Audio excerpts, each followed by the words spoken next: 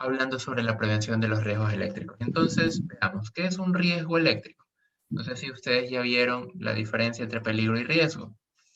Entonces, el riesgo eléctrico, tenemos que partir por saber qué es la electricidad. Es una forma de energía que resulta del movimiento de los electrones a través de un medio llamado conductor. ¿Qué es un conductor? Cualquier elemento eléctrico, cualquier elemento que tenga las propiedades de permitir el flujo de estos electrones. Entonces, ¿qué puede ser un conductor? Un cable, el agua, el metal y el cuerpo humano también. ¿Qué magnitudes tenemos en la ingeniería eléctrica? ¿Qué son las variables de interés de la electricidad? La tensión o el voltaje, como lo conocemos aquí, la corriente, la resistencia y la potencia. ¿Cómo están relacionadas el voltaje, la corriente y la resistencia? Bueno, hacemos una analogía de un tanque que se está vaciando de agua, ¿no? ¿Qué es la tensión? La magnitud que va a originar la circulación de la corriente. Cuando entre dos puntos existen diferentes valores de potencial. Entonces, si nosotros tomamos una analogía, eh, la tensión o el voltaje podría ser la presión con la que una bomba envía agua por una tubería. La resistencia es la magnitud que nos indica qué tanta oposición hay al paso de la corriente. En electricidad la resistencia está medida en ohmios. Si la podemos referir a la analogía del agua, la resistencia podría ser el orificio que hay en un tanque que permite la salida del agua. Mientras más grande sea el orificio, más rápido va a salir el agua, y mientras más pequeño sea el orificio, va a presentar mayor restricción a la salida. Y la intensidad es la cantidad de corriente o el caudal de electrones que pasan por un conductor. Y que en este caso es, en la analogía del agua, es el caudal de agua que pasa por un punto, ¿verdad? En este caso por el orificio. ¿Dónde hay riesgo eléctrico? Básicamente hay riesgo eléctrico en todos los equipos que funcionen con electricidad o en todos los puntos en donde se distribuye electricidad. Si nosotros observamos el cuadrito que está ahí en la pantalla, vamos a ver varios dibujos, ¿no? Los tableros eléctricos son una fuente de riesgo eléctrico. La maquinaria fija, lo mismo. Motores, instalaciones domiciliares, instalaciones industriales, comerciales, los postes de transmisión y distribución de energía, las estructuras que puedan tener cables sueltos, los transformadores de energía, herramientas eléctricas, iluminación portátil, en fin, cualquier cosa que funcione con energía eléctrica va a representar un riesgo eléctrico. Pregunta, ¿qué niveles de voltaje manejan ustedes en su trabajo diario? Generalmente 110. A ver, Jonathan, ¿qué niveles de voltaje manejan ustedes en su trabajo diario? Generalmente 110 y 220. Y corriente 100, trifásica. 110 y 220 trifásico. Ok. 110. Hugo, ¿qué niveles de voltaje maneja usted? Ya, sí, coincido. 110, monofásico 110, monofásico 220 voltios y trifásico. Trifásico he manejado hasta 460. O sea, ustedes han hecho trabajos en baja tensión. Me imagino que no han hecho trabajos en media tensión. Baja tensión, sí. Baja tensión, correcto. Ok, dense cuenta que aquí en el cuadro nos indica que las herramientas eléctricas son también un riesgo eléctrico. ¿Por qué? Porque una de las normas que tenemos que tener nosotros en cuenta cuando trabajamos es que siempre debemos revisar que nuestras herramientas estén en buen estado. Un taladro que tiene la culata floja, una extensión que tiene un cable pelado, que no tiene el enchufe, eh, pueden ser fuentes de electrocución. ¿Ok? Veamos. Había mencionado, ¿no? El cuerpo es un conductor de la energía eléctrica. ¿Por qué? Porque permite el paso de los electrones a través de él. ¿Por qué lo permite? Porque nuestro cuerpo es 70% agua y tiene muchos minerales dentro de su composición que lo vuelven conductivo. Entonces, tenemos que tener en cuenta que la corriente eléctrica siempre toma el camino que menor resistencia le brinda. ¿Ok? Entonces, veamos el gráfico. Hay una persona que está tocando líneas trifásicas. Está tocando una de las líneas. Entonces, ¿cuáles son los requisitos para que haya circulación de corriente? Primero, tiene que haber una fuente de tensión. Segundo, tiene que haber un camino cerrado. Y tercero, tiene que haber un medio conductor. Son 3 requisitos para que haya circulación de corriente. Entonces, vemos en la gráfica. L1, L2, L3 representan las 3 líneas trifásicas de nuestra fuente, ¿verdad? Y ahí donde dice receptor, bueno, es una carga que está conectada ahí a las líneas trifásicas. Pero resulta que alguien viene y tocó la primera línea, ¿ok? La fuente como tal, de un lado, va a estar aterrizada. Siempre va a estar aterrizada porque necesita un punto de referencia cero, que es el neutro que le conocemos, ¿no? O la Tierra. En nuestro país es muy común que el neutro y la Tierra estén en el mismo punto. Eso no es del todo correcto, pero es la convención que se ha utilizado en nuestro país y bueno, en varios países de la región en América como tal. Si nosotros, como ven en el gráfico, un punto de nuestro cuerpo está tocando la Tierra, quiere decir que va a estar al mismo potencial que el neutro de la instalación. Y si otro punto está tocando una de esas 3 líneas que tienen tensión, quiere decir que el otro punto va a estar a una tensión diferente de cero. ¿Qué pasa? Va a haber una diferencia de potencial entre el brazo y entre el pie de la persona. Ya tenemos entonces el primer requisito para que haya flujo de corriente. La diferencia de tensión, la fuente de voltaje. Segundo, necesitamos un medio conductor. El cuerpo es un medio conductor. Lo tenemos. Y tercero, necesitamos un camino cerrado. Al tocar la línea con nuestra mano, nuestro pie cierra el camino hacia la Tierra. Entonces tenemos las 3 condiciones para que fluya corriente a través del cuerpo. ¿En qué va a resultar eso? En electrocución. Dependiendo del nivel de voltaje que estemos tocando, tendremos las consecuencias y del tiempo que se mantenga este contacto. ¿Cuáles son los efectos de esa corriente en el cuerpo humano? Bueno, tenemos que medirlo en miliamperios. No lo podemos medir en voltios. ¿Por qué? Porque la corriente que circula en el cuerpo de una persona va a depender de la contextura, de si tenía los pies mojados, si no tenía ropa aislante, de qué nivel de voltaje está tocando, de en qué parte del cuerpo tocó la persona, tuvo el contacto con el voltaje. ¿Ok? Entonces va a depender de muchos factores.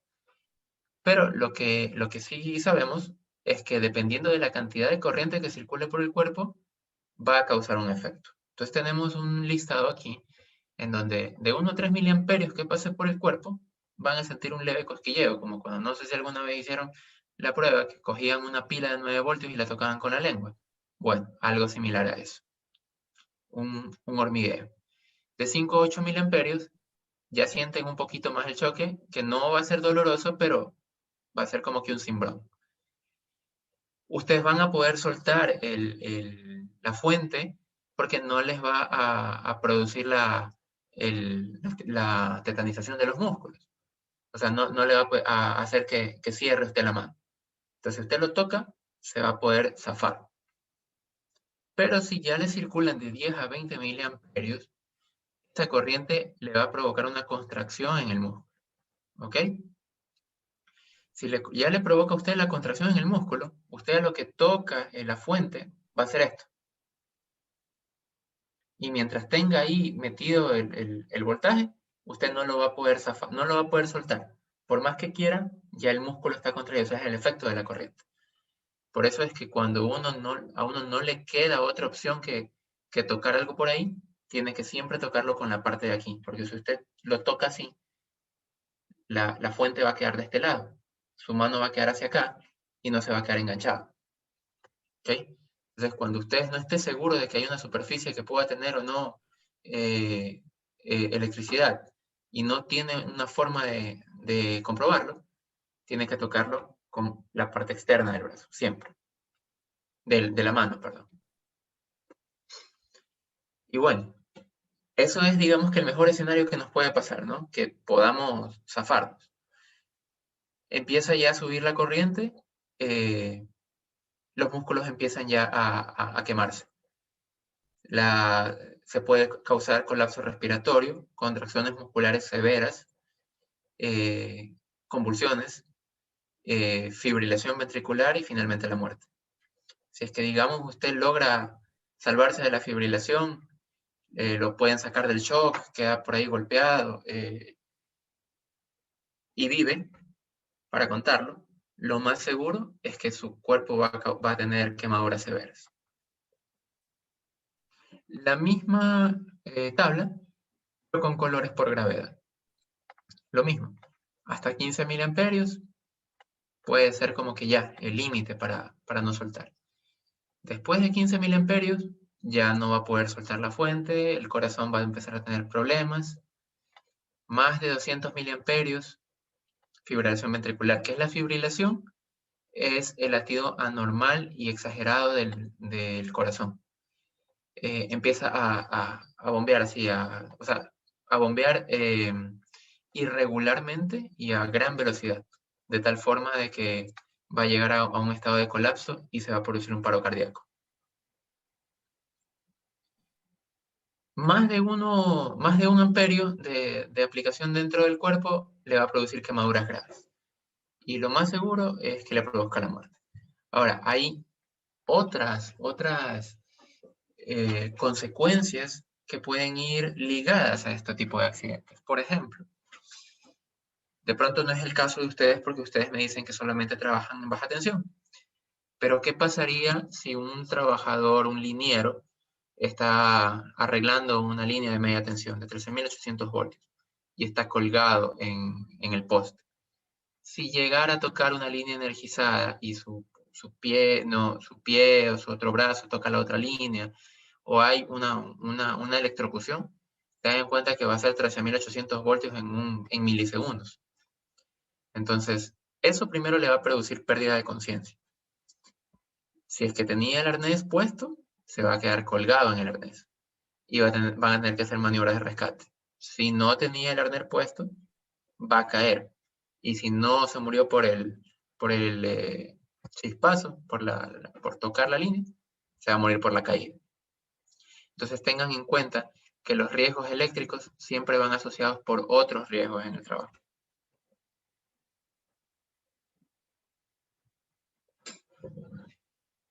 ¿Cuál es la frecuencia de los accidentes? ¿De qué tipo son los accidentes? Bueno, ¿en dónde son la mayor parte de los accidentes? En las manos. 28% de los accidentes ocurren en las manos. En las piernas, 11%. ¿Por qué en las manos? Porque es con lo que trabajamos, ¿no?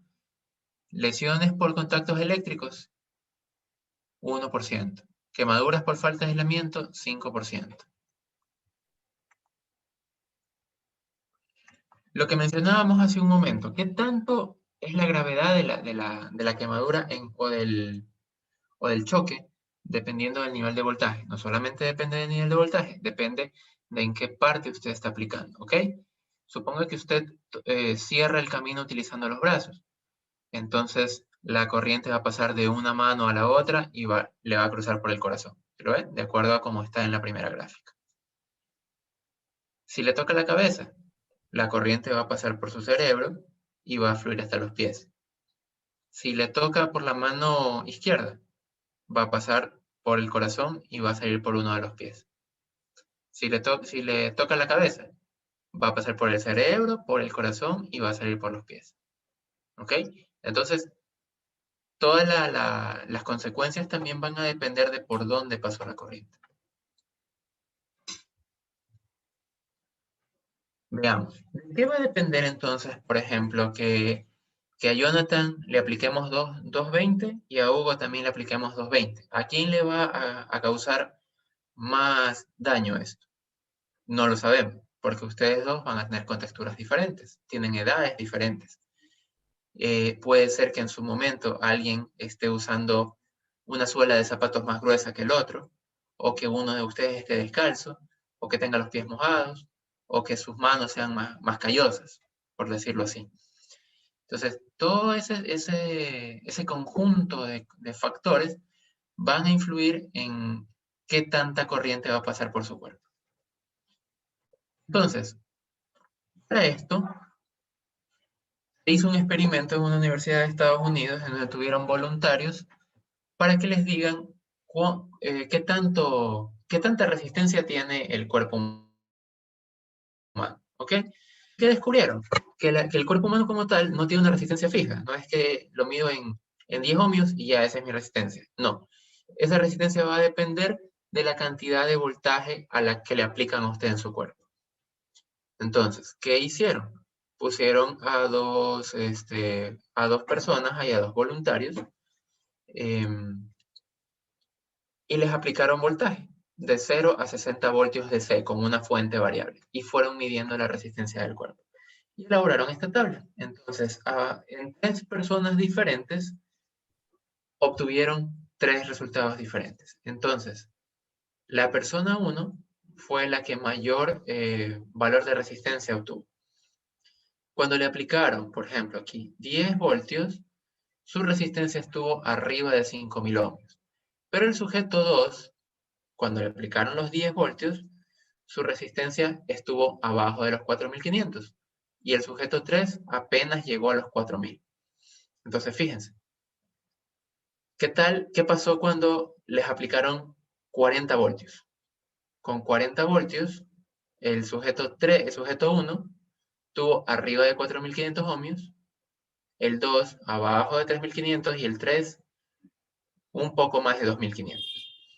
Entonces, si vamos a medir los efectos de la corriente como tal, la persona 3, la que está aquí con el color verde, es la que más daño hubiera sufrido, porque su cuerpo, su contextura como tal, tiene menos resistencia.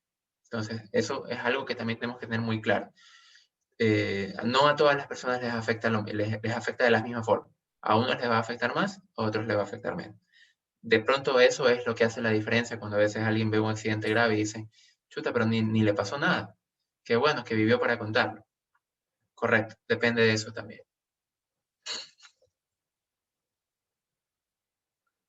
Bueno, lo que mencionaba, ¿no?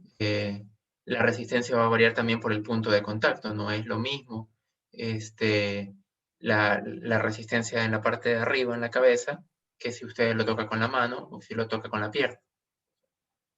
Va a depender también de los zapatos que tiene, del material del piso. ¿Qué vimos de la gráfica? La resistencia de la piel varía cuando aumenta el voltaje y obviamente la corriente que es proporcional, ¿no? Y esto es aún más grave cuando la piel es perforada. Entonces, si alguien toca una fuente de voltaje con una llaga, algo que esté lastimándole la piel, eh, el efecto como tal de la quemadura va a ser mucho mayor. ¿Hasta ahí alguna pregunta? No, está Ok, bien. ¿estamos claros? ¿Hugo? Sí. Sí, Ok, sí. Una inquietud. claro. En el ejercicio pasado, cuando estaban midiendo con los voluntarios, ¿cuál fue la diferencia entre uno y el otro? O sea, los voluntarios 1, 2 y 3, aparte de su contextura, ¿qué más influyó en que el uno soporte mucho más que el otro? Ok, bueno, eso como tal no fue compartido en el estudio, ¿no? No le Pero pasaron lo el que sí, dato. claro, eso como tal en el estudio no estaba compartido, ¿no? Pero lo que sí dijeron es que las personas que tenían mayor masa corporal tenían mayor nivel de resistencia. Los gorditos. Ujú. Los gorditos como tal. Denme un segundito, por favor.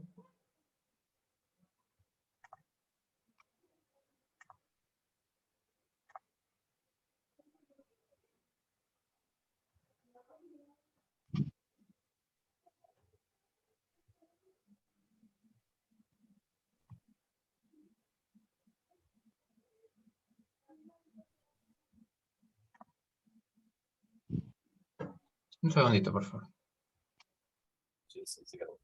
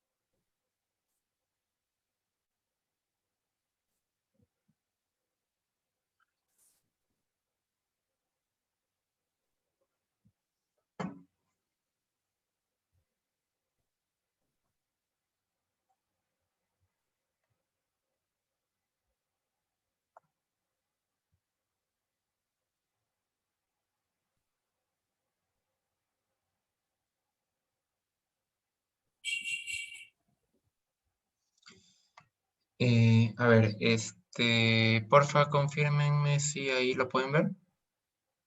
Sí, Listo.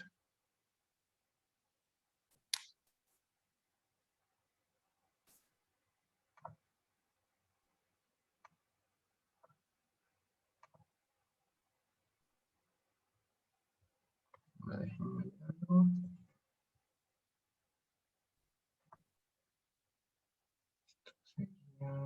Aquí.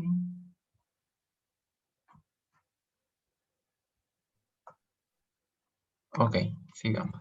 No sé qué le pasó a mi PC. Listo. A ver, nos quedamos en lo de la resistencia del cuerpo humano, ¿ok? Bueno, lo que decíamos, ¿no? Una de las variables también importantísimas en esto es el tiempo de contacto, de cuántos milisegundos debería tener el contacto de la persona con la fuente de energía como para que se produzca un daño o una consecuencia. Entonces, para que nosotros lleguemos a tener la fibrilación ventricular, que es el inicio del paro cardíaco, eh, si me aplican 15 miliamperios de corriente, ¿cuánto tiempo tendría que estar eso circulando en el cuerpo? 2 minutos. Si la corriente sube a 20 miliamperios, 1 minuto. Si llega a 30 miliamperios, 35 segundos. Pero entonces ustedes dirían, pero ¿cómo voy a estar 35 segundos con corriente aplicada? Recordemos que 30 miliamperios ya no podemos abrir la mano. Ya si ustedes agarraron el cable y la mano se les cerró, si alguien no viene y les da un escobazo o algo por el estilo para sacarlos de ahí, se van a quedar pegados o hasta que alguien baje el breaker. ¿Ok? 100 miliamperios bastan 3 segundos para que su corazón empiece a fibrilar. 500 miliamperios, 100 milisegundos, o sea, un instante. Para que le circulen 500 miliamperios en su cuerpo, quiere decir que siquiera a usted le aplicaron unos más de 2000 voltios. 2000, 3000, 5000 voltios. Y 1 amperio, pues ya eso es un accidente en líneas de media tensión. O sea, 30 milisegundos basta para que su corazón empiece a fibrilar. Y 30 milisegundos es... ¿Qué hace usted en 30 milisegundos? Ni siquiera un pestañeo. Creo que un pestañeo se tarda más. ¿Ok? Entonces, con todo esto que hemos visto, compártanme ustedes sus ejemplos. ¿Qué riesgos tendrían los electricistas? A ver, Hugo, por ejemplo, para usted, en su trabajo, cuénteme, ¿qué riesgo podría tener en parte de riesgo eléctrico? bueno, los choques o descargas eléctricas debido en ocasiones a cables que encontramos en los equipos con desgaste en su aislamiento. En muchas ocasiones no son visibles. ¿Ya? ¿Correcto? Pese a que a veces vamos con todas las protecciones, con los guantes en especial, ¿ya? Hay momentos en que necesitamos que el equipo esté conectado para poder hacer un chequeo exhaustivo o determinar que el equipo esté en buenas condiciones. Hay ocasiones en que hay cables que están pegados a la carcasa del mismo. Tenemos los impactos eléctricos. ¿Usted ha tenido Provoca alguna caídas. vez, usted ha tenido alguna vez contacto con fuentes de voltaje? Sí. ¿Hasta cuánto? A ver, hace muchos años en una máquina de 360, por accidente, ok, fue cuestión de segundos. Afortunadamente el espacio entre la máquina y el cuarto técnico era angosto. Del impacto no salí expulsado a mucha distancia. O sea, máximo me movió en cuestión de en un segundo. Y me movió, me empujó, me expulsó como 1,5 metros. Por el contacto O sea, con el voltaje. por el contacto, sí, fue un contacto con un destornillador más mi mano. O sea, mi mano hizo contacto en el conductor, pero algo así tan superficial. Pero la mano, la sensación de contracción, la tuve una semana. Una semana y parecía que no sentía mi mano. Ya, la tenía ahí afortunadamente sana y todo, que todavía la tengo sana, completa. Pero una semana yo no la sentía. Una semana y no la sentía. Fue con 460, ¿no? Sí, 460. Claro, correcto. Y tenga en cuenta, pero usted tocó, me imagino, una línea nada más de 460, ¿verdad? Una sola línea, exacto. Una sola línea. Ya.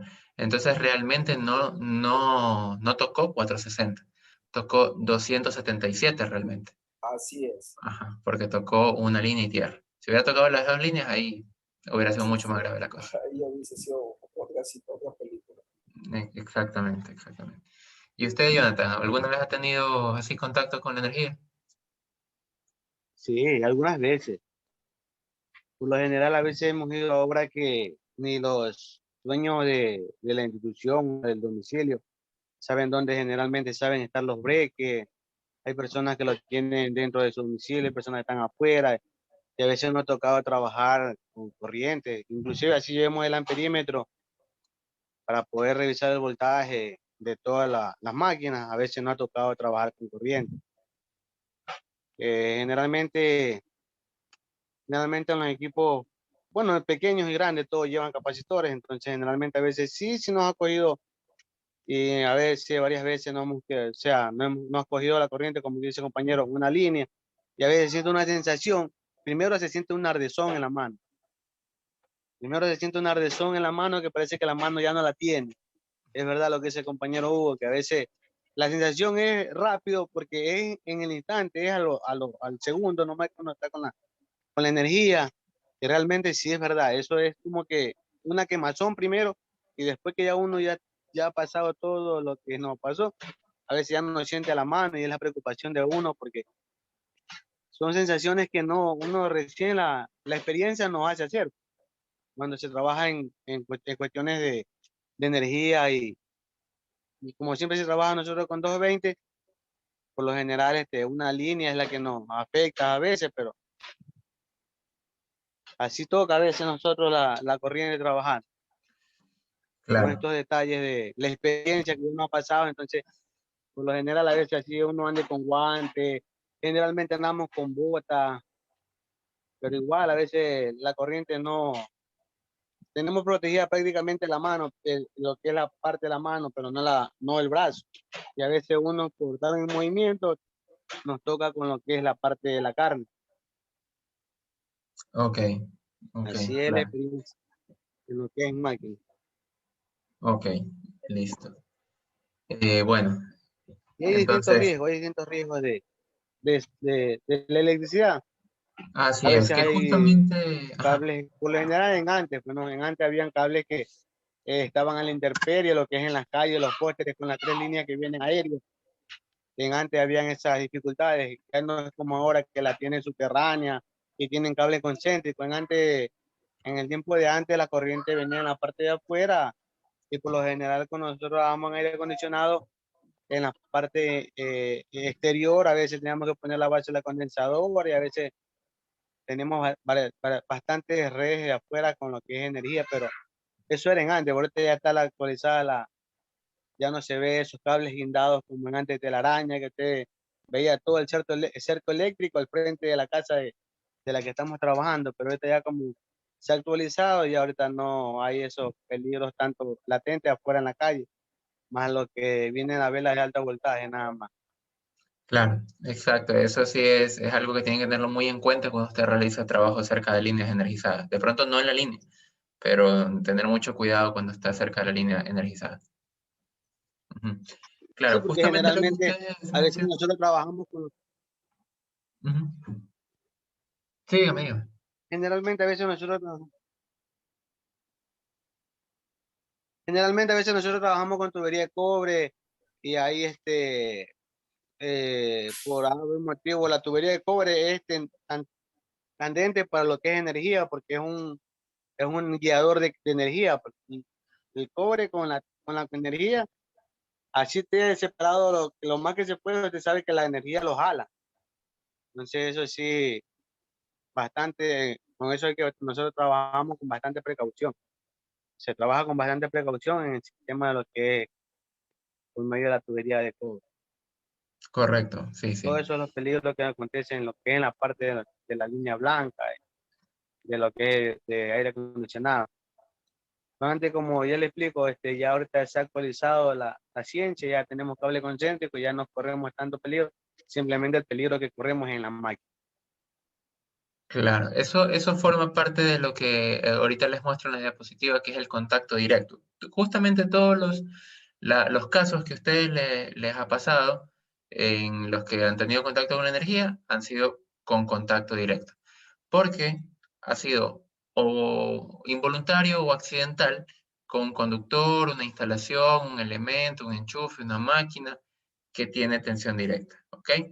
Que es lo más común a todos los electricistas que trabajamos Cosa, nos pase, que sea un no, contacto involuntario. cosa, ¿Perdón?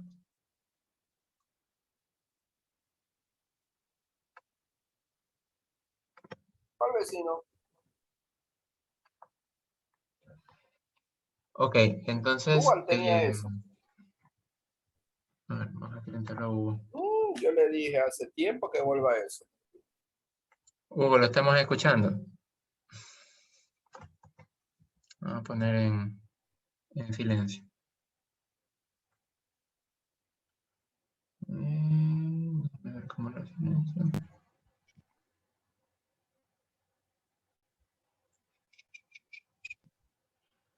A ver, acá está. Ah, es que yo soy el anfitrión, cierto.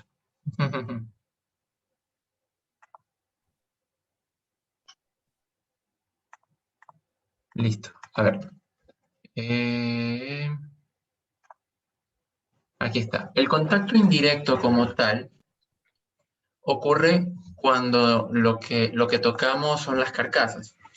Que, bueno, como ustedes me dicen que han trabajado con la línea blanca, me imagino que alguna vez les habrá pasado, ¿no? Que porque hay una conexión de la tierra defectuosa, una refrigeradora, una lavadora, una cocina eléctrica, ustedes tocan la carcasa y se electrocutan. Me imagino que les habrá pasado alguna vez.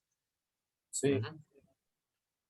Correcto. Entonces, eso cuenta como contacto indirecto.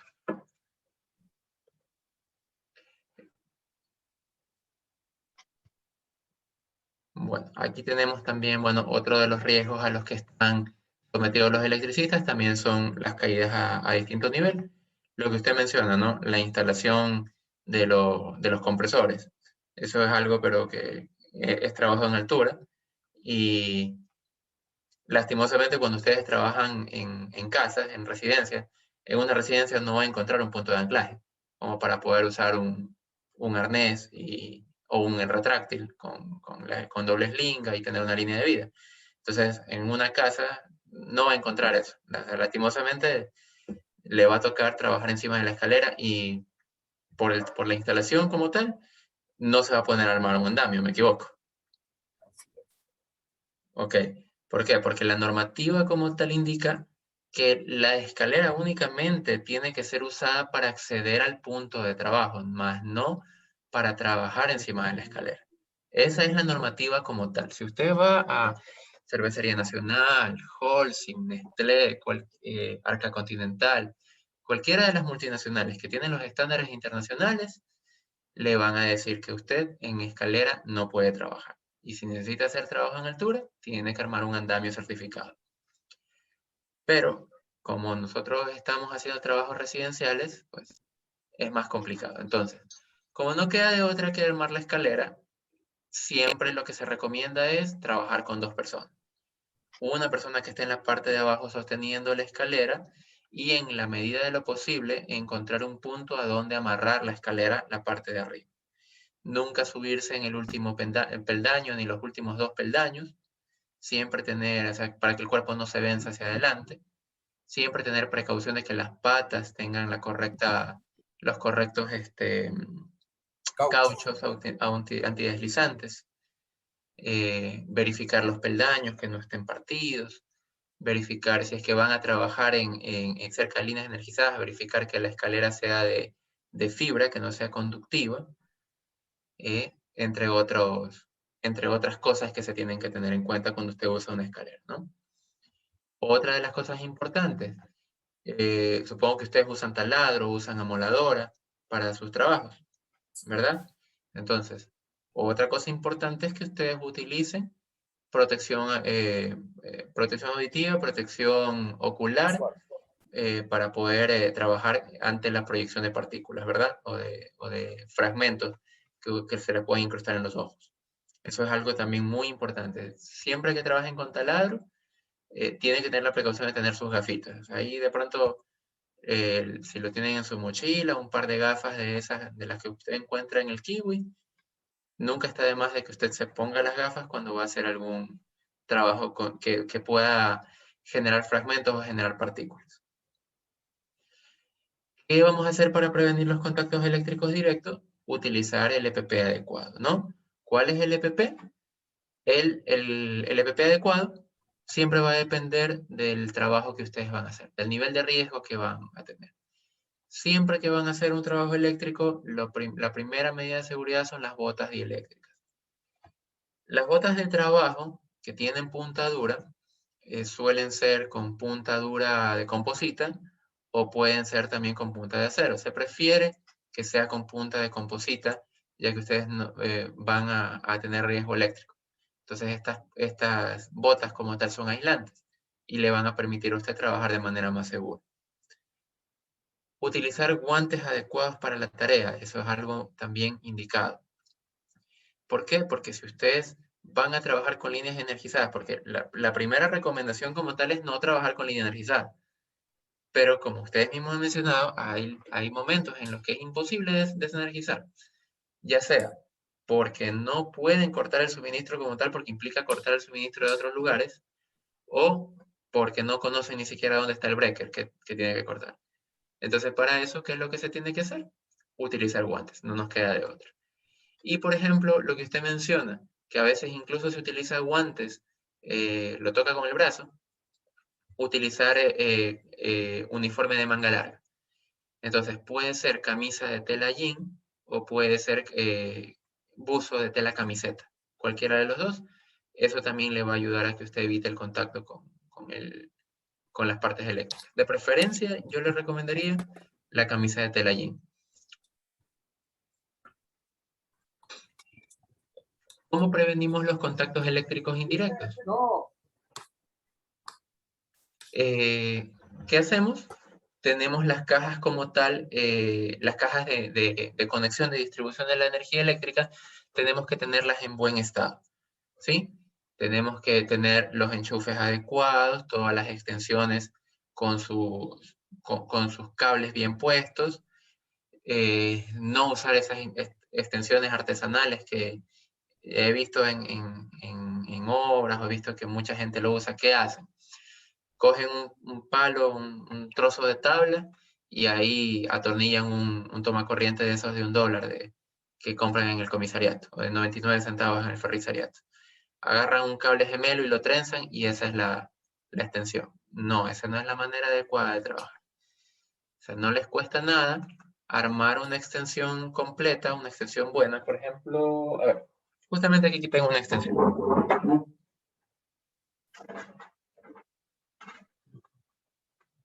¿Qué les recomiendo yo? Usen este tipo de extensiones. Miren, esta es una extensión armada, esta no es una extensión comprada como tal. ¿Qué es? Una caja FS, ¿sí? La caja FS, caja para exterior, caja metálica, ¿ok? Y la toma frontal es la toma para la tapa frontal es la tapa que ustedes ponen en exteriores, que protege los enchufes. ¿Ok? Esa es blindada.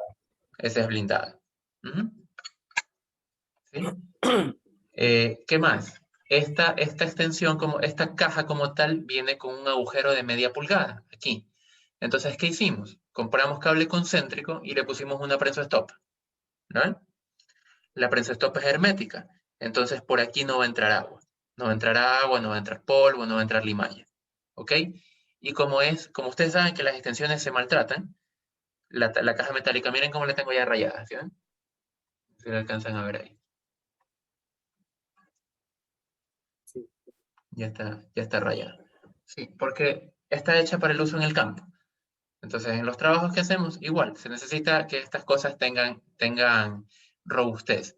Si usted compra una extensión de 99, un toma corriente de 99 centavos en el Kiwi, a la primera caída se va a partir.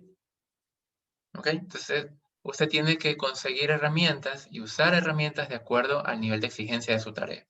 Esta es una instalación de uso de nivel industrial. ¿Qué hicimos? Compramos cable concéntrico de 90 grados con la chaqueta adecuada.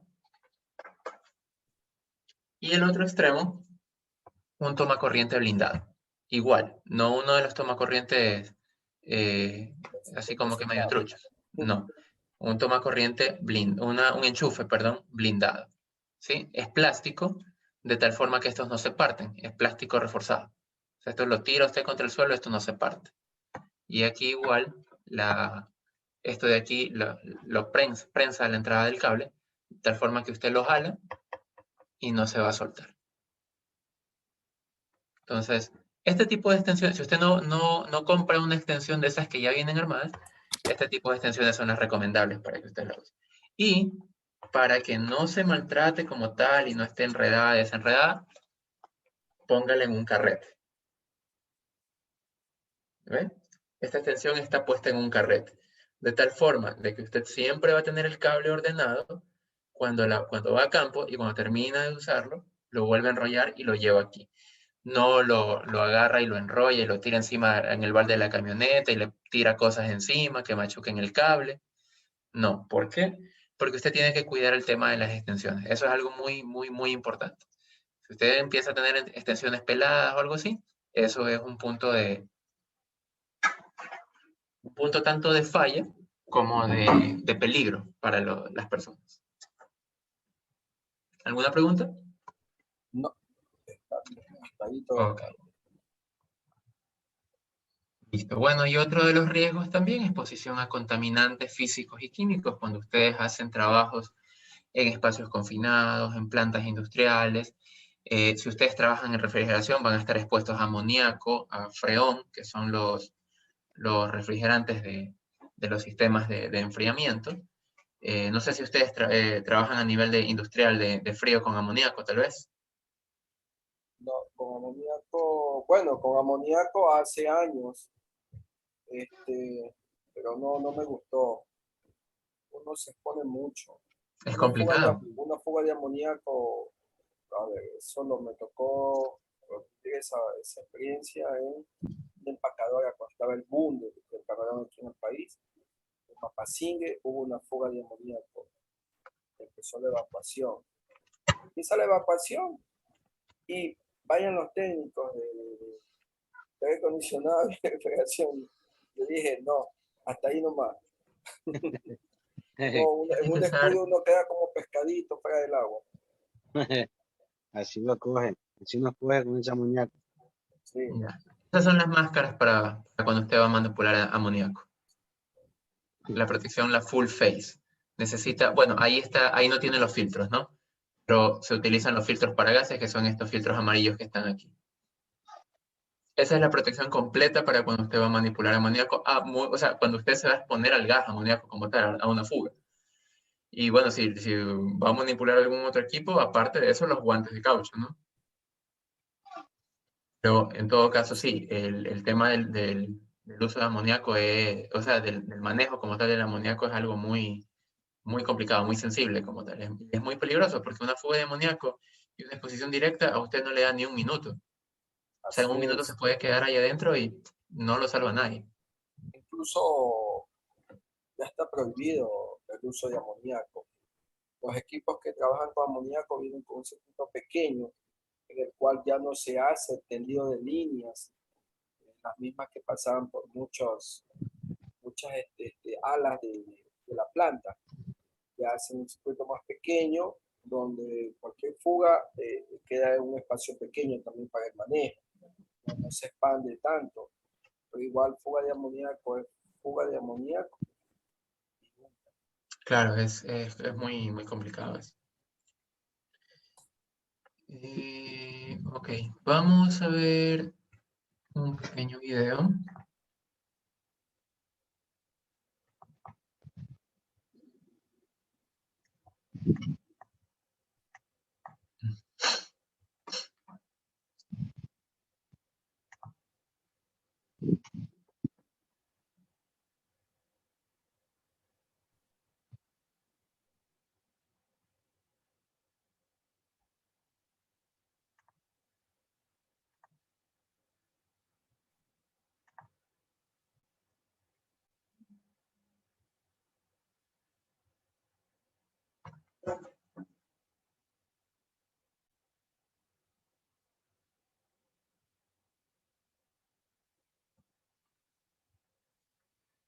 A ver, aquí están. Compartir pantalla, compartir video, optimizar.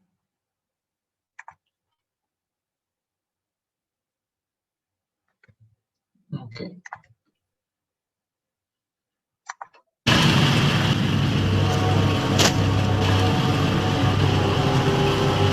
Él construía su sueño.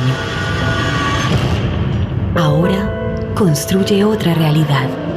La energía por sí sola no es peligrosa. Manipular cuerdas o transformadores sí lo es. Cuídate, ten precaución cuando trabajes cerca de las redes de energía. Estamos ahí, llevando a tu casa energía segura. EPM, estamos ahí.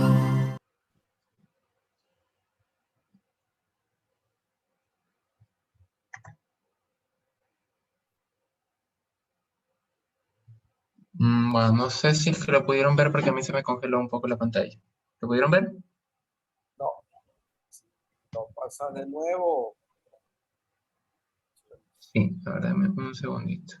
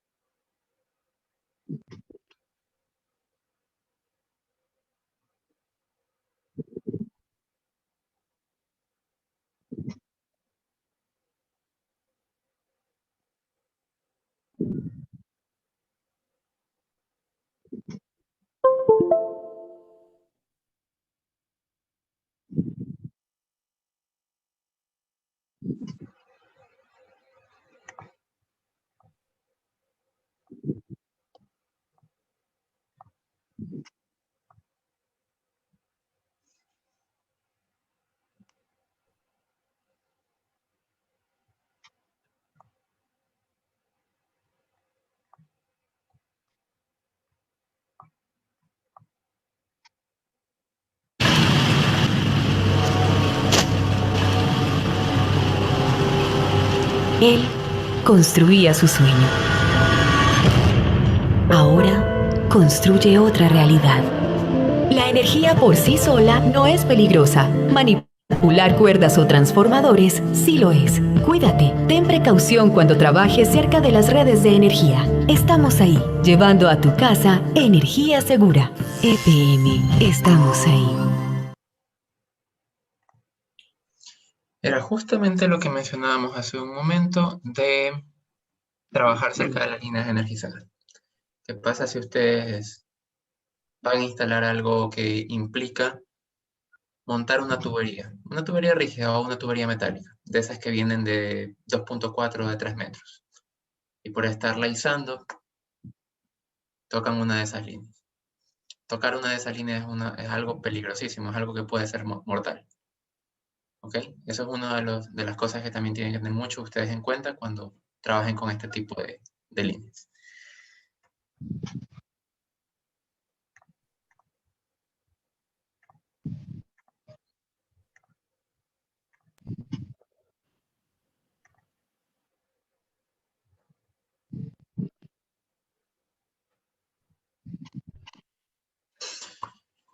La segunda mitad de la charla va a tratar sobre las 5 reglas de oro para los trabajos eléctricos. Vamos a tomar un break de 5 minutitos y en 5 minutos continuamos con la presentación, ¿ok? Ok. ¿Listo?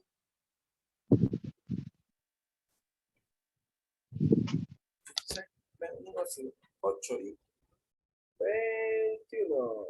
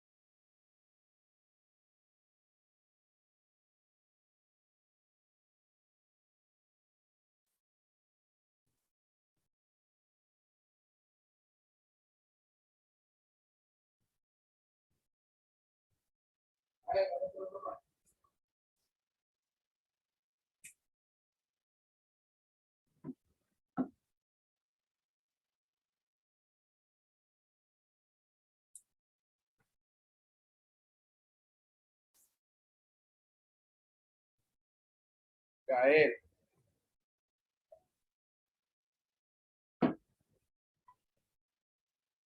A verlo, Joana.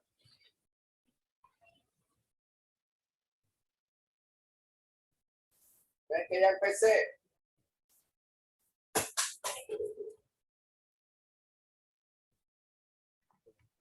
Ok, listo. ¿Estamos listos para continuar?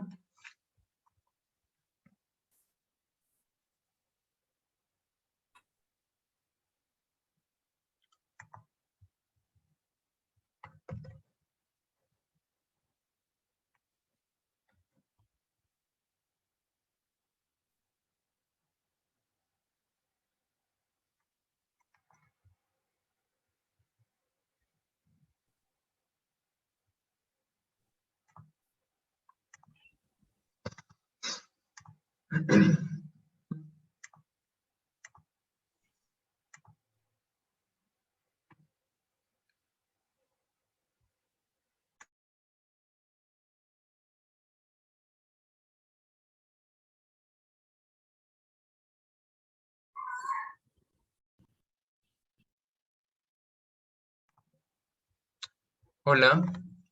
Hola. Ya, listo. ¿Estamos listos para continuar? Sí. Ok. Ok.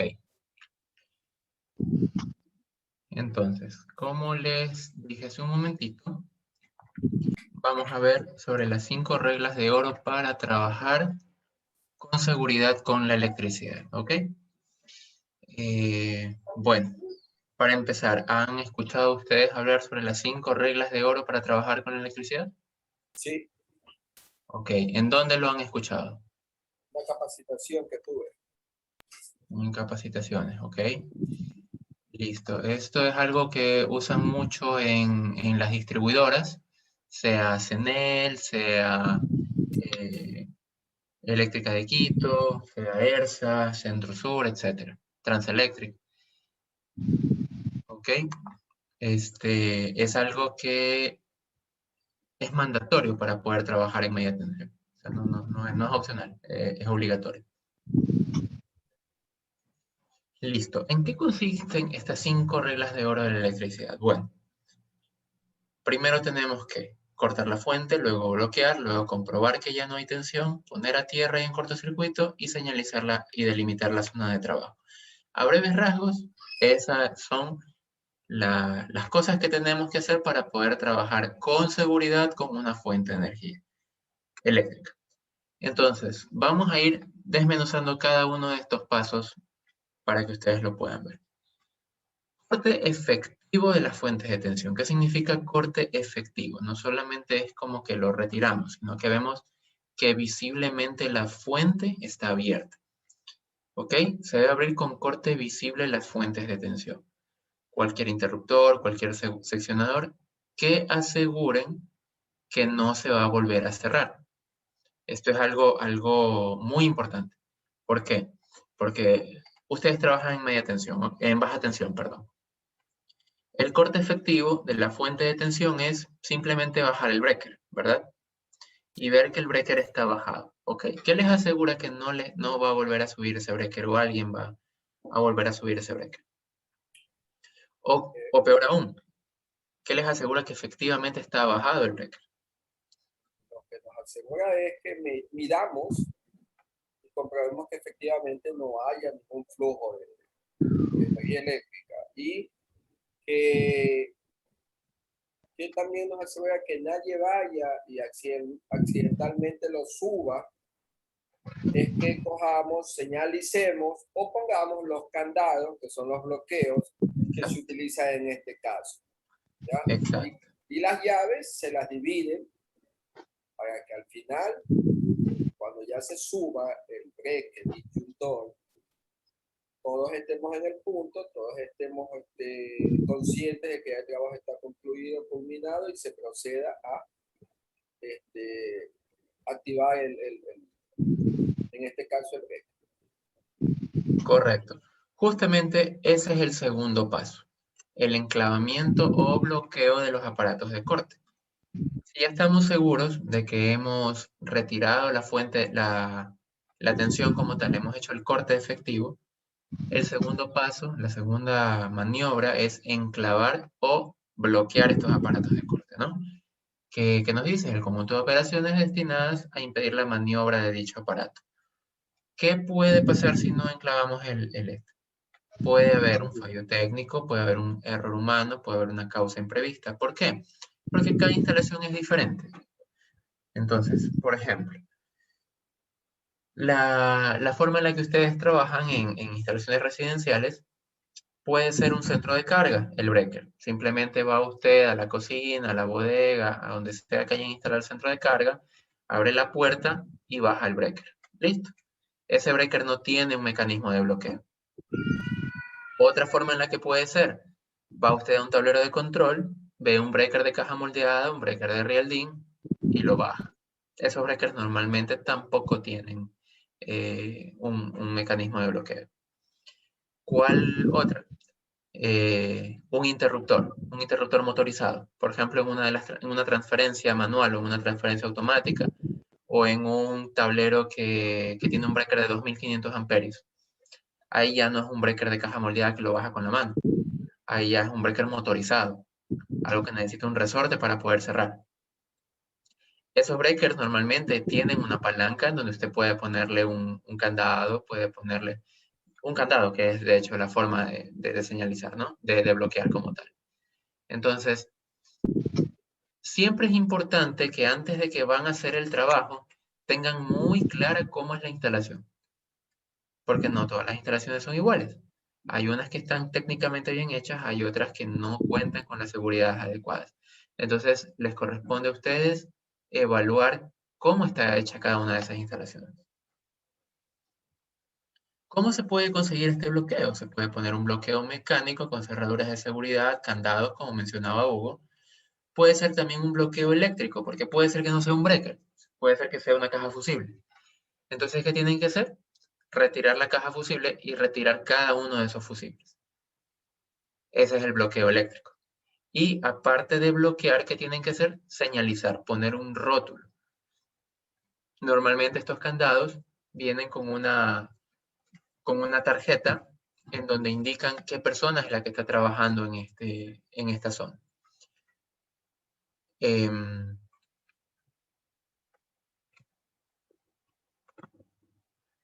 ¿Qué cosa también puede indicar?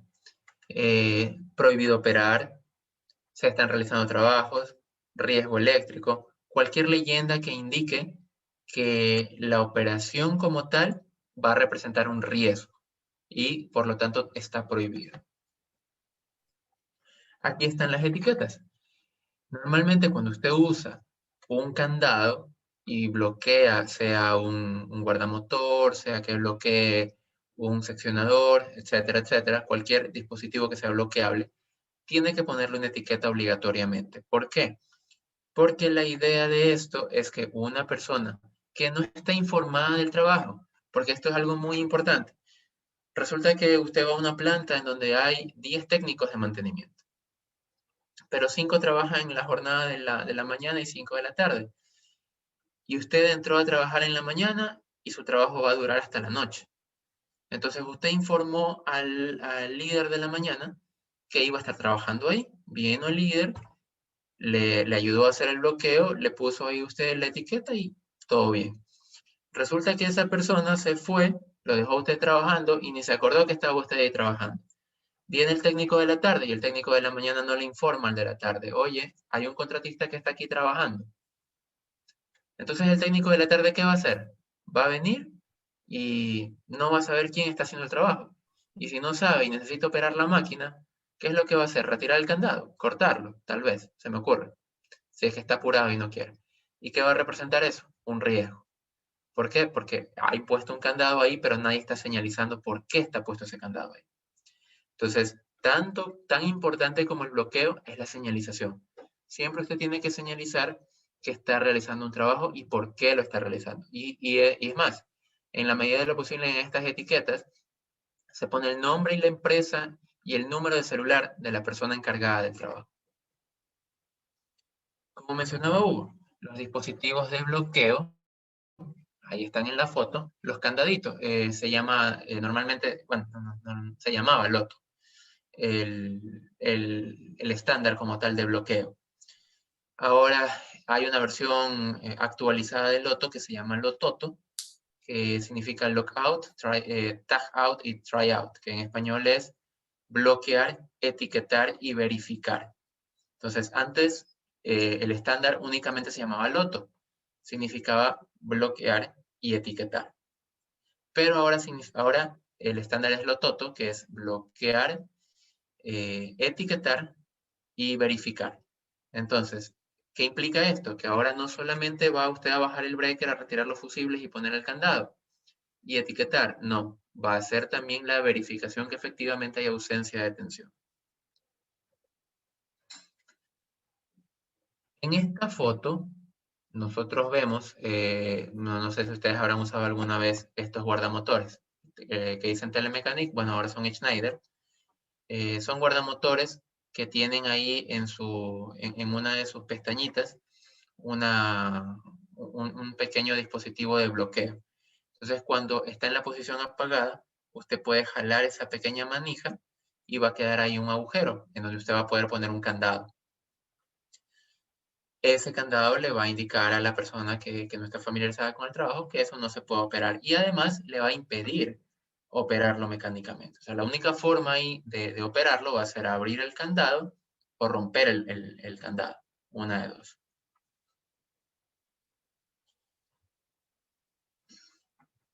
Esa pinza que ustedes ven ahí es lo que mencionaba Hugo, lo que se utiliza cuando hay varias personas involucradas en el trabajo, ¿no? Entonces, los puntos de bloqueo normalmente son 1, pero ¿qué pasa si el trabajo lo están haciendo 6 personas? No pueden bloquear las 6 personas un solo punto, pero se pueden utilizar dispositivos de bloqueo para que cada persona ponga su candado en ese punto.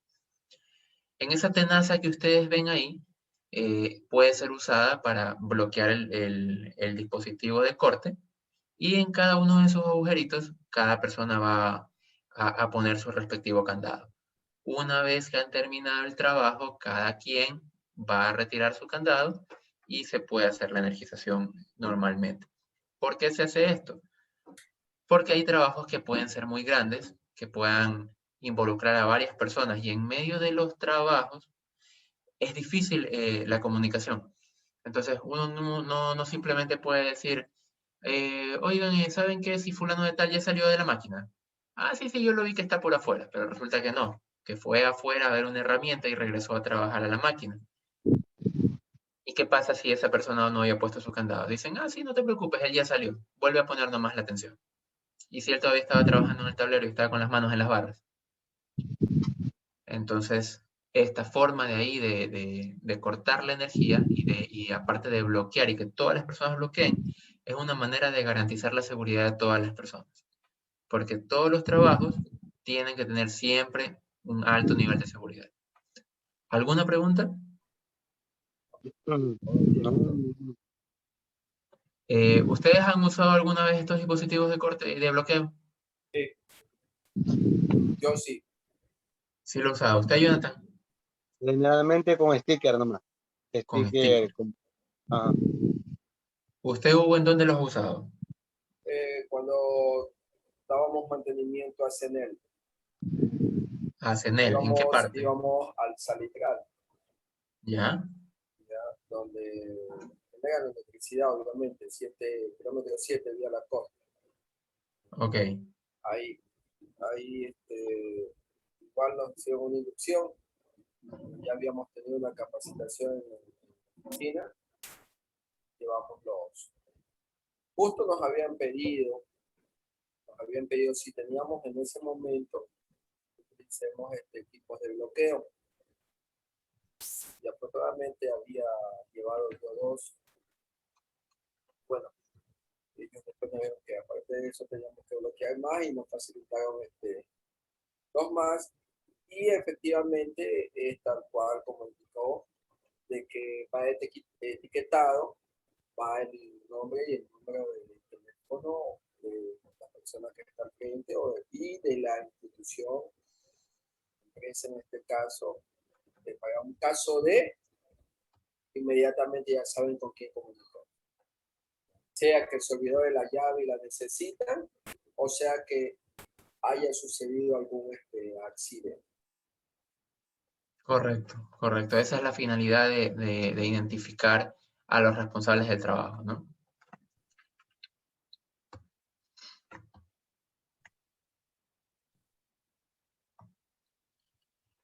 Listo. El tercer punto en el procedimiento de bloqueo es el reconocimiento de la ausencia de tensión. Muy bien.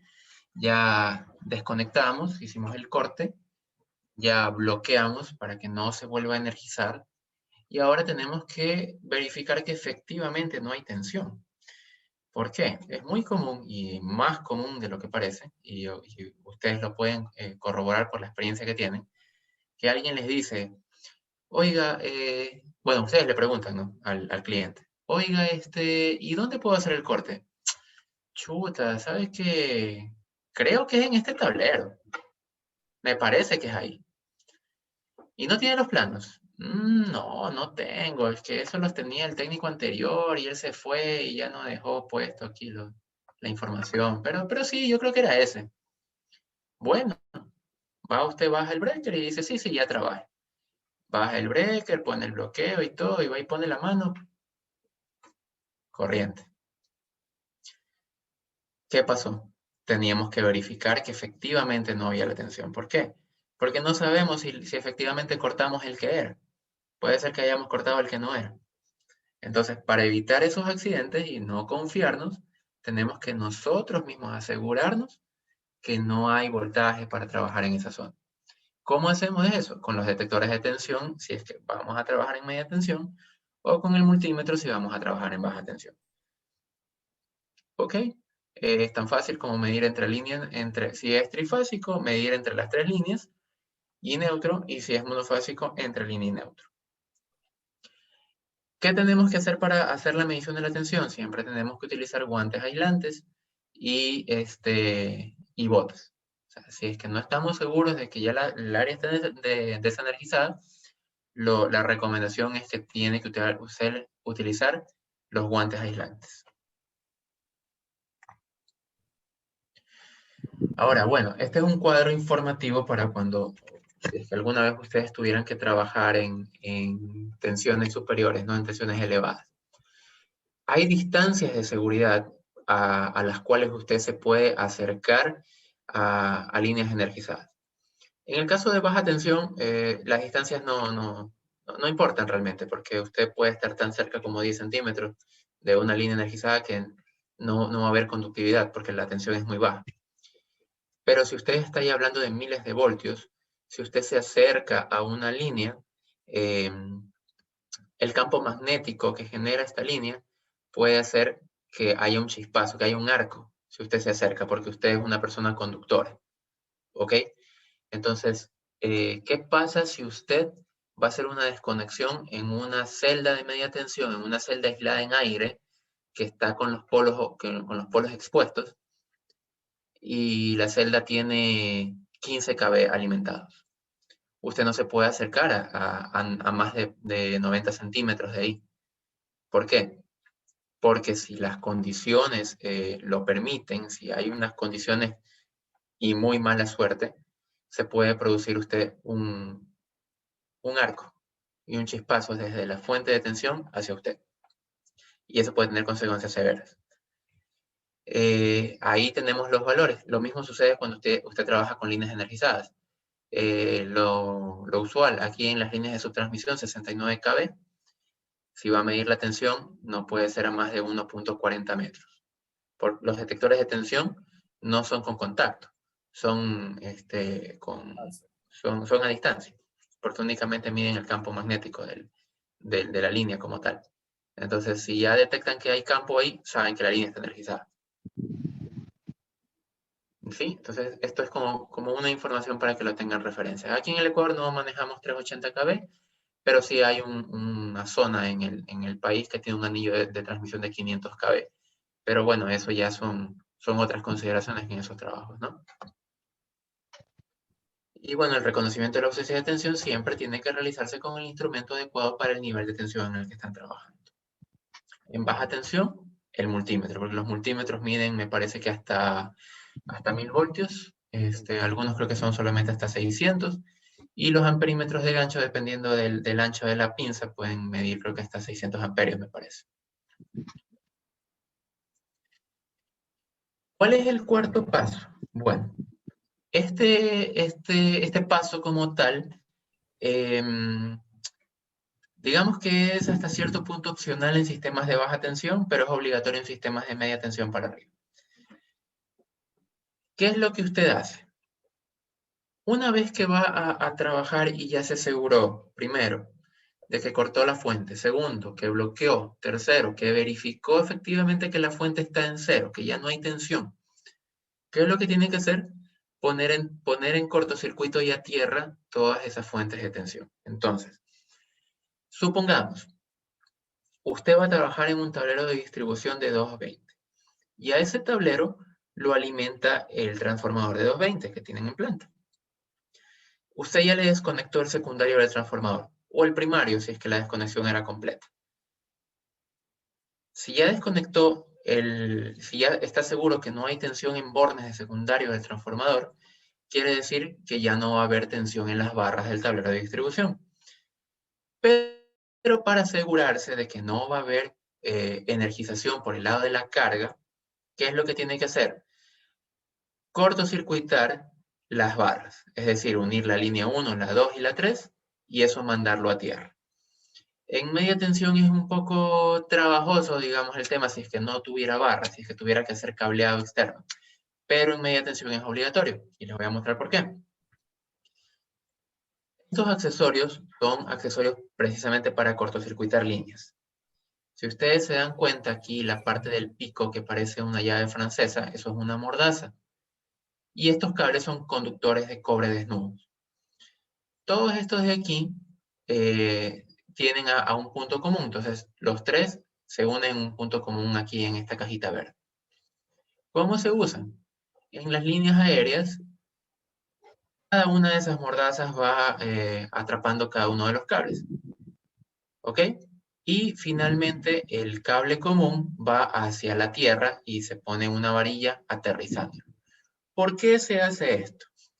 A diferencia de las líneas de baja tensión de distribución, en distribución usted únicamente alimenta aguas arriba. Entonces alimenta por arriba, baja por el breaker y luego el breaker va a la carga. Puede ser un motor, puede ser lo que sea que esté alimentando. Eso es la carga.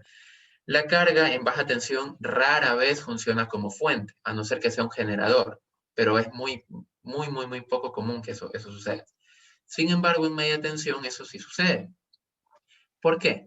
Estas líneas se pueden alimentar tanto por la izquierda como por la derecha. ¿Por qué? Porque en media tensión los sistemas de distribución funcionan en anillo, porque tienen que haber esquemas de restauración rápida de fallas. Es decir, que si la alimentación que viene acá por el lado izquierdo falló, la línea se reconfigura por medio de reconectadores y la alimentación viene por acá por el lado derecho. Entonces ese punto donde usted está cortocircuitando puede alimentarse por ambos lados. ¿Qué pasa si alguien estaba haciendo una maniobra ahí y le avisa al centro de control y le dice, desconécteme esa línea? Entonces el centro de control viene y abre la línea por un costado. Y verifica que efectivamente por el otro costado también está abierta la línea. Entonces usted viene con su detector de tensión y efectivamente la línea está sin tensión. Pero resulta que hubo un operador que no fue informado y cerró uno de los extremos de la línea. El extremo que aparentemente ni siquiera se enteraron que estaba abierto. Cerró. ¿Qué puede pasar eso? Que los trabajadores se electrocuten y puede causar un accidente grave. Para prevenir eso, ¿qué es lo que se hace? Cortocircuitar esas tres líneas y mandarlas a tierra. De tal forma que si alguien energiza esas líneas, se va a producir un corto. ¿Ok? Y ese corto lo que va a hacer es hacer activar el dispositivo de protecciones. Entonces, el momento que intentan cerrar, automáticamente el equipo va a abrir, porque le va a marcar que hay una falla. ¿Ya? Entonces, eso es una manera de proteger, ¿perdón? Eso es una manera de proteger a los trabajadores como tal. Y aquí, como ustedes ven, donde dice verificación de la ausencia de tensión, hay unos equipos que funcionan como unas pinzas, como unas vinchas, para verificar que efectivamente ya no hay tensión en esas líneas. ¿Alguna pregunta?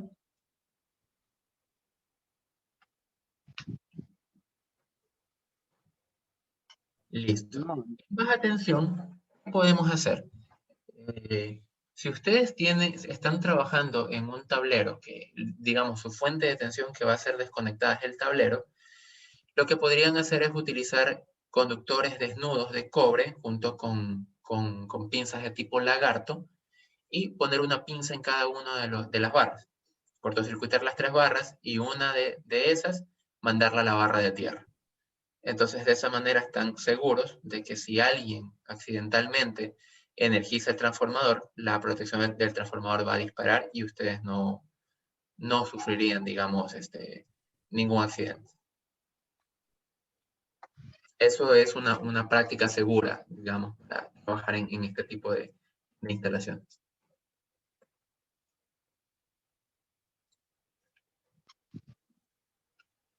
Bueno, por último, ustedes ya tienen toda su instalación asegurada, cortocircuitada, desconectada, bloqueada, etiquetada, etc. ¿Qué queda por hacer? Delimitar la zona de trabajo. ¿Ok? Siempre que nosotros vamos a hacer un trabajo, sobre todo en una industria, en una planta industrial, una fábrica, se debe delimitar la zona de trabajo. ¿Por qué? Porque en una fábrica ustedes no están solos. Hay mucho tránsito de muchas personas que pueden ser técnicos, contratistas, visitantes, operarios, montacargas. Hay vehículos, dependiendo de dónde están. Imagínense que ustedes están haciendo el parqueadero. Hay vehículos, hay montacargas, hay muchísimas personas que están transitando por esa zona. Y en una planta con 400 trabajadores, ustedes no pueden informar a todos los trabajadores de que están haciendo trabajos ahí. No van a enviar un correo diciendo, mire, vamos a cambiar el aire acondicionado de acá. ¿Ok? Entonces, la manera que ustedes tienen de informar a las personas que en esa zona se están haciendo trabajos es con la delimitación de la zona. ¿Cómo delimitan la zona? Poniendo cinta de peligro. Poniendo cinta de peligro, correcto. Hay toda una serie de equipamiento para delimitación de zonas de trabajo. Hay conos reflectivos, hitos, postes, malla, cinta de peligro, letreros de peligro. Entonces, hay toda una industria que se dedica solamente a delimitar las zonas de trabajo. Cuando se trata de una obra que dura bastante tiempo, digamos, van a estar una semana trabajando ahí. Lo recomendable es que ustedes siempre dejen delimitada la zona, siempre. O sea, no es que termina de trabajar hoy y se llevan los hitos. Lo recomendable es que quede ahí, porque como van a dejar un trabajo incompleto, la gente no debe acercarse. No debe tocar, no debe caminar por ahí, qué sé yo, hay una excavación, se pueden caer, hay cables sueltos, se pueden cortar, se pueden electrocutar, etc. Y también se recomienda que ustedes pongan una cartelera en donde se informe el trabajo que están haciendo. Por ejemplo, ahí en la cartelera ponen empresa tal, responsable tal, trabajos tal, duración de los trabajos de tal fecha a tal fecha. Entonces, de esa forma, toda la gente que va a estar por ahí transitando va a estar informada de que alguien está haciendo trabajos ahí y va a tener la precaución adecuada, ¿no?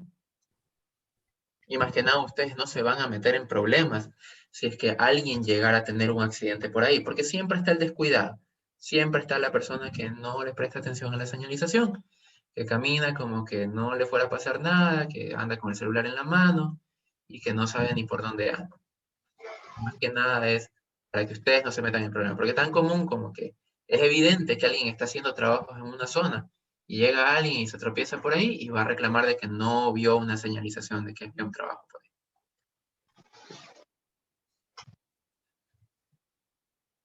Ok, entonces ya tenemos claro los procedimientos para desenergizar y más que nada bloquear una instalación eléctrica. ¿Alguna pregunta?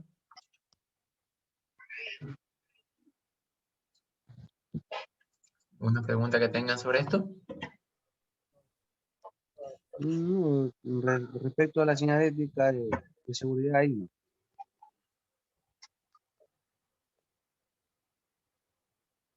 ¿Una pregunta de la señalética, no? No, ninguna.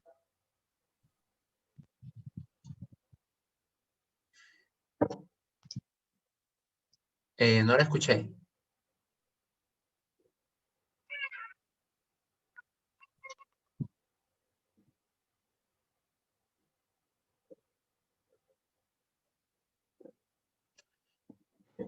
Ok. Otro tipo de riesgo también que puede causar la electricidad es la electricidad estática. ¿Qué es la electricidad estática?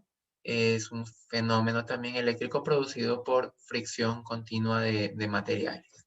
¿Dónde se produce? En procesos donde hay vaporización, pulverización, almacenamiento, transporte de líquidos o materiales en forma de polvo.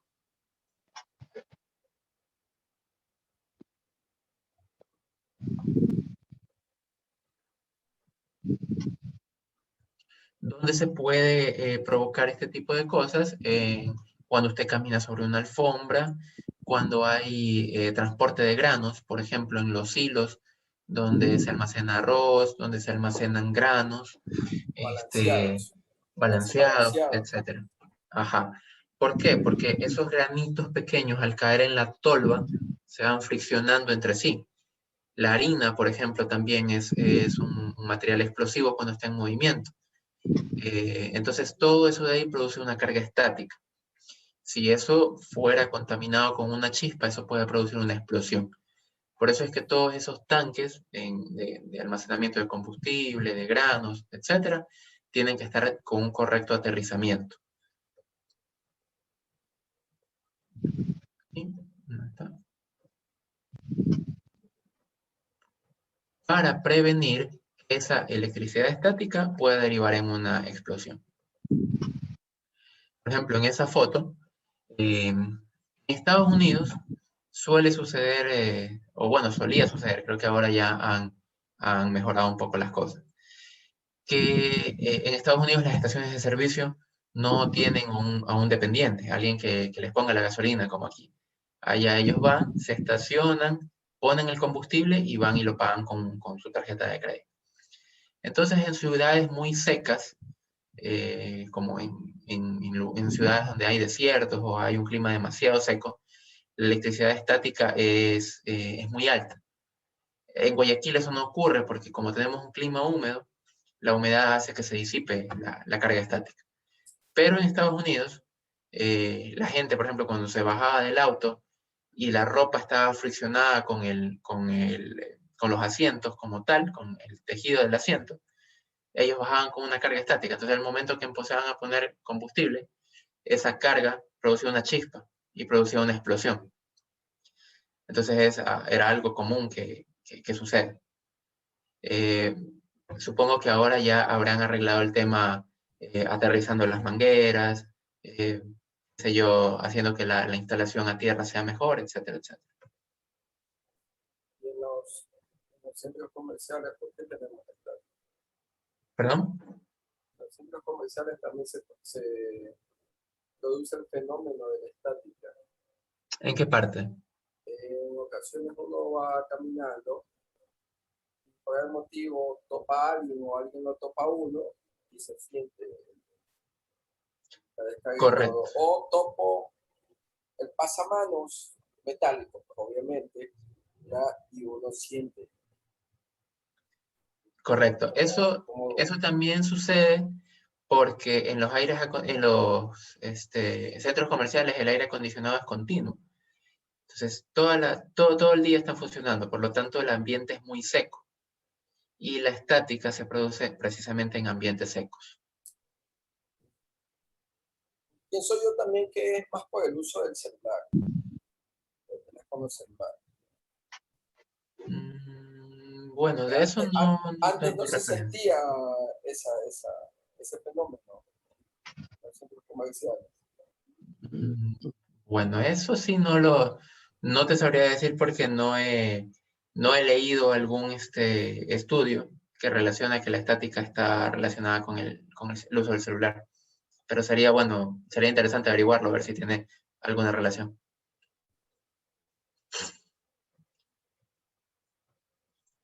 Ok, ahora, por último, pero no menos importante. ¿Qué tipo de EPPs se deben usar para prevenir los riesgos eléctricos? Bueno, para empezar, el concepto de los EPPs es que usted siempre debe utilizar el EPP acorde a la tarea que va a realizar. ¿Ok? Para tareas eléctricas existen, ¿cómo se llama? Estos trajes clasificados, que son para cuando usted va a trabajar con media tensión. Entonces, no va a utilizar un traje dieléctrico clasificado si va a trabajar con 120 voltios. Siempre tiene que ser de acuerdo a lo que va a usar. No es necesario usar los guantes que son hasta acá, hasta el codo, que son de caucho, si solamente va a cablear en un tablero utilizando 120 o 220. Pero sí es necesario utilizar guantes aislantes, guantes de trabajo, para si es que va a hacer trabajos con líneas energizadas. Siempre, siempre, siempre es necesario utilizar calzado dieléctrico. Siempre es necesario usar casco dieléctrico también. Y la tela de su ropa también tiene que ser aislante.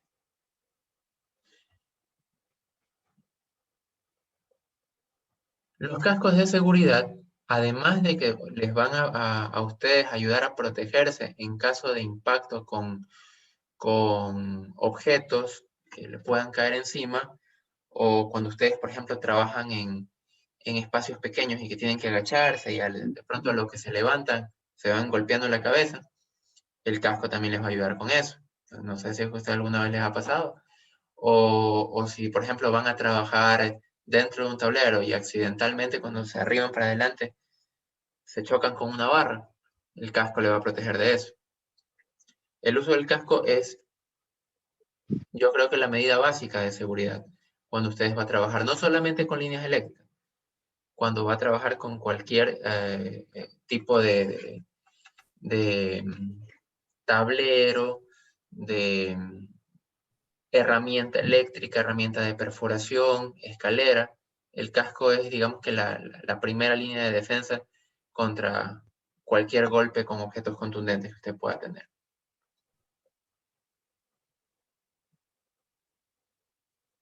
¿Cómo debe ser el casco? Tiene que ser de un diseño liviano, tiene que ser ajustable a su cabeza.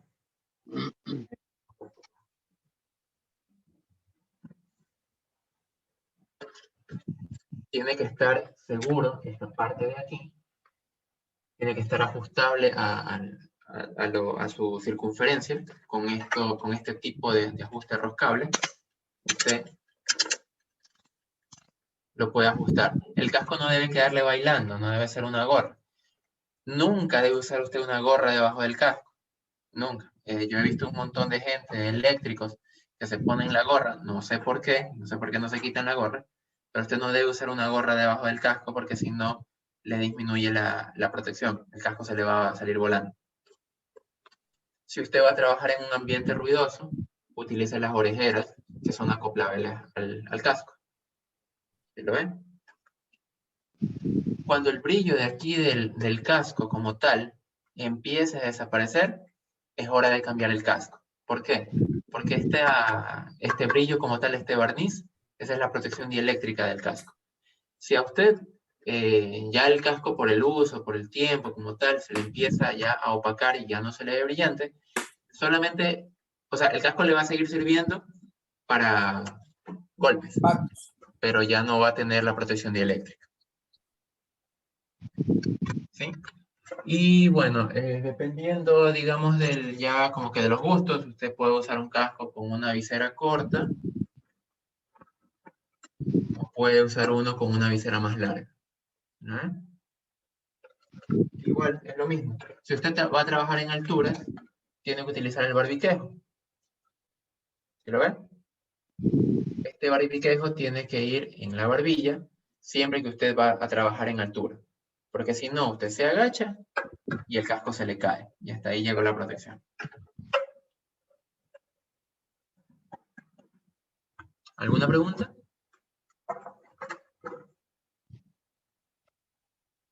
Sí, sí.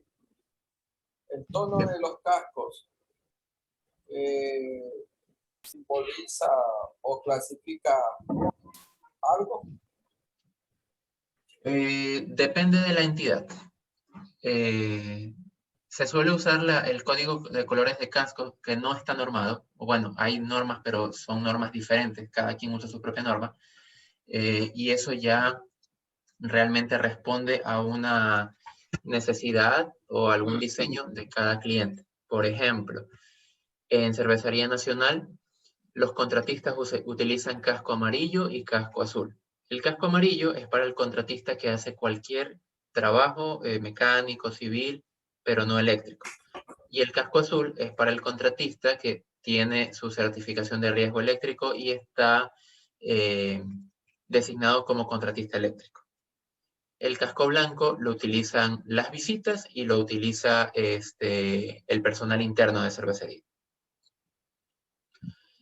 Por ejemplo, en obra, sé que suelen, bueno, en algunas obras, el personal de ingeniería utiliza casco blanco y el personal de obra utiliza casco a veces amarillo, verde, naranja, pero todo eso ya depende de, digamos, de las jerarquías que haya establecido la entidad principal. Ya eso depende ya digamos que del gusto del cliente.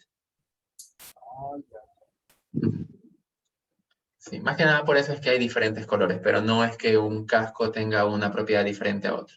Todos los cascos tienen la misma, o sea, todos los cascos del mismo fabricante, digamos, tienen las mismas propiedades, pero el color es simplemente porque, ya por gusto de cada uno. Ujú.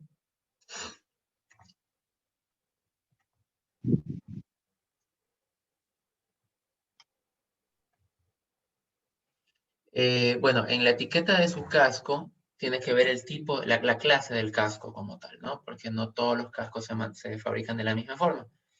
La clase E es la clase eléctrica como tal, que es la que deben usar los electricistas. Ahora, ojo, algo muy importante. Hay normas bajo las cuales son probados los cascos. En la clase E los cascos son probados a 20.000 voltios. Pero esto no indica que si usted se pone 20.000 voltios, ya usted lo va a proteger. No. Esto significa que si el casco fue probado a 20.000 voltios, quiere decir que no se derritió, no se deformó, no sufrió daños estructurales como tal. Pero no indica necesariamente de que si usted le toca un cable de 20.000 voltios en el casco, va a estar protegido. Ojo, eso es una consideración muy importante.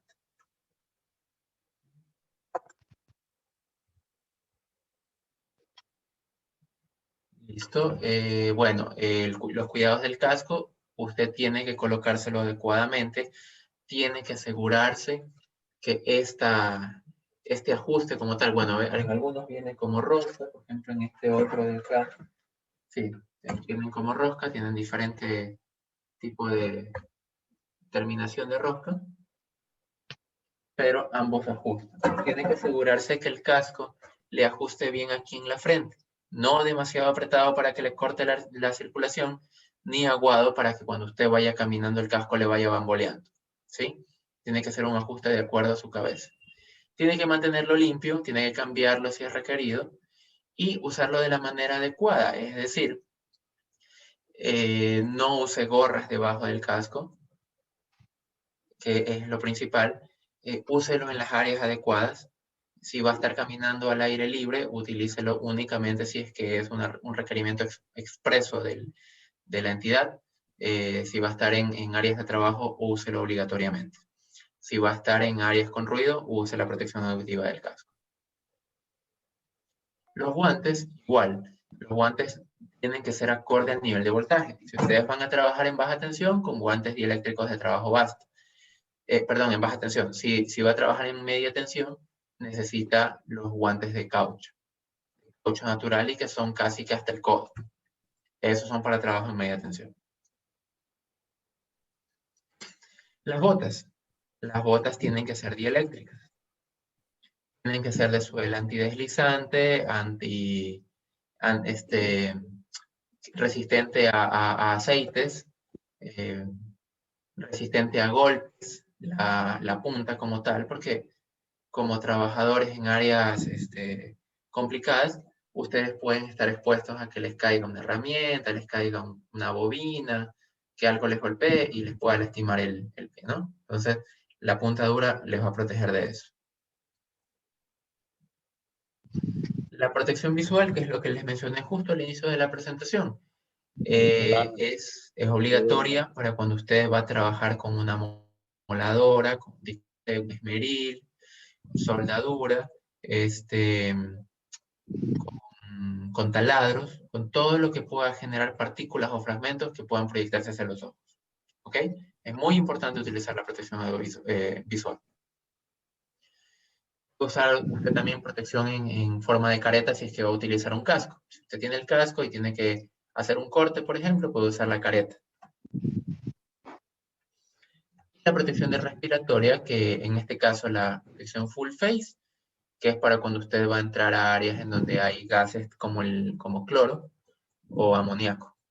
Entonces esto tiene que, aparte de la careta como tal, que es hermética, tiene que usar los filtros adecuados, que son filtros para gases.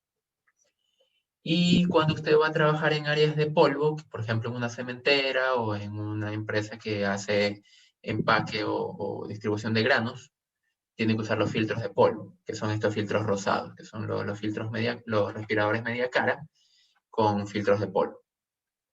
¿Ok? Si mal no recuerdo.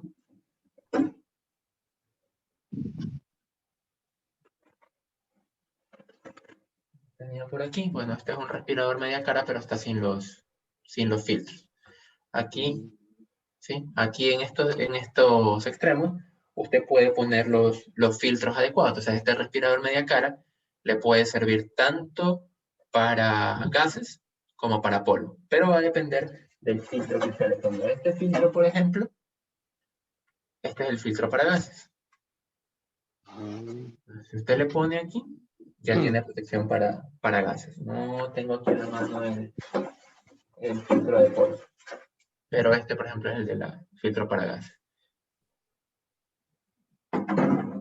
Si digamos usted va a trabajar en una zona en donde no necesita protección de la cabeza, que es muy raro, casi siempre se recomienda que use casco, pero hay ruido, puede utilizar una orejera, únicamente orejeras. Digamos que usted no va a hacer un trabajo, solamente va a inspeccionar, pero va a entrar a una zona muy ruidosa. Entonces lo que tiene que utilizar es orejeras. O por lo menos, si no tiene orejeras, por lo menos tapones. ¿Sí? Los tapones auditivos que son desechables, que creo que tenemos por aquí.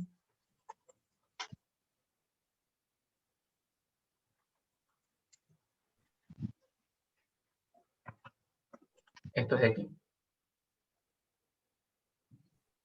Entonces, ¿ustedes utilizan protección auditiva para trabajar? Sí. Sí. Sí. Estos tapones. Sí. ¿Cada cuánto los cambian?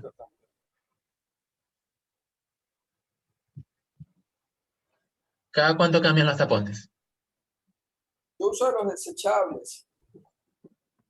Ah, ya, los desechables, correcto. Porque si usan de los tapones como tal, estos tienen un cierto tiempo de uso, porque luego después, o sea, incluso si los lavan como tal, ya se pueden poner muy sucios y causar infecciones de oído. Entonces, cuando usen este tipo de tapones, tengan cuidado con el tiempo que lo usan, ¿eh? No lo usen tanto tiempo seguido. Si usan los tapones desechables, bueno, mucho mejor. Pero igual la recomendación es que cuando van a hacer trabajos en áreas ruidosas durante mucho tiempo, se prefiere que utilicen las orejeras, sean las que vienen en los cascos o las diademas. Ajá, las diademas. Estas son orejeras dieléctricas. Y en la medida de lo posible, utilicen herramientas aisladas. O sea, la recomendación como que la primera que les puedo dar cuando hagan un trabajo, utilicen herramientas aisladas. Si no tienen herramientas aisladas, que lo que normalmente suelen hacer los electricistas, ponerle cinta aislante o ponerle cinta autofundente en la punta a las metálicas, que es lo que he visto que suelen hacer. Claro, así se hace. Claro, pero lo que yo les recomiendo es inviertan, porque ustedes invierten en su seguridad al usar este tipo de herramientas. Porque justamente ustedes lo que me estaba contando al inicio, que lo que había tocado no había sido la línea, sino el destornillador, ¿verdad? Cuando se había electrocutado con 460.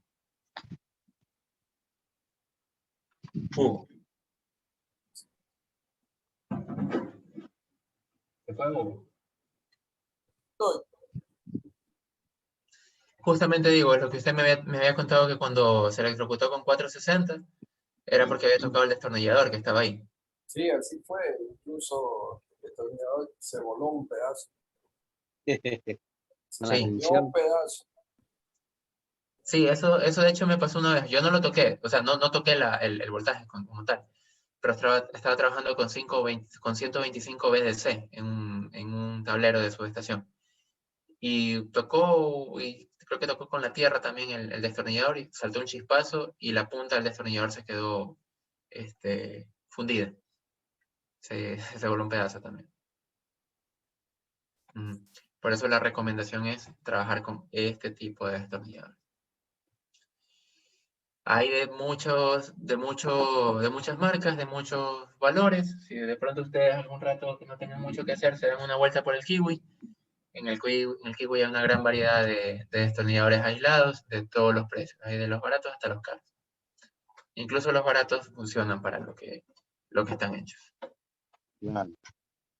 Listo, amigos. Entonces, ¿tienen alguna pregunta sobre lo que hemos hablado?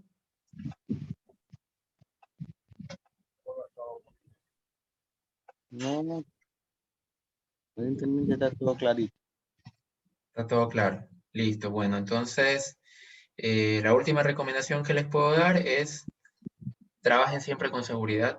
Recuerden que el trabajo es muy importante. Es muy importante hacerlo rápido, hacerlo bien, hacerlo en tiempo.